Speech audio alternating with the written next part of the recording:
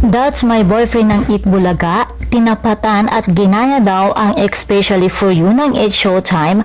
Mukhang tumitindi ang labanan ng noong time show ngayon, lalo na at mapapanood ng It's Showtime sa GMA7 na kung saan ay mas malawak ang area na nasasakupan nito kaysa sa TV5. Kaya naman talagang kailangan mag-isip ng mga bagong segment para sa ratings. Kamakailan nga lamang ay inanunsyo ng Eat Bulaga ang kanilang bagong segment na That's My Boyfriend, na kung saan ay kikilalanin ang mga in a relationship status at i-flex naman ni girl ang kanyang boyfriend at para ipakita kung anong talent ang meron si boy.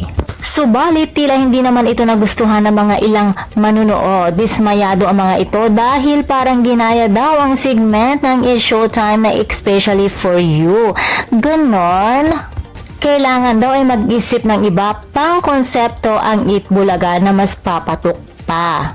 Pero sa aking sariling opinyon, parang hindi naman, parang parehas lang sila sa usaping pag-ibig, subalit magkaiba naman ang mga ito dahil ang That's My Boyfriend ay patungkol sa mga in a relationship at ipagmamalaki nila ang isa't isa, subalit ang Especially For You naman ay magkikita talaga.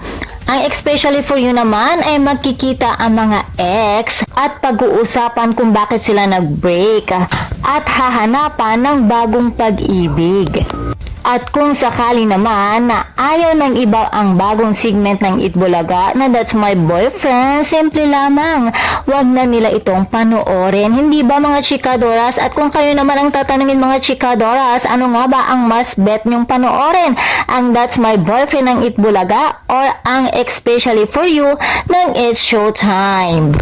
And for more showbiz update, please don't forget to like, share, and subscribe my channel. Thank you for watching.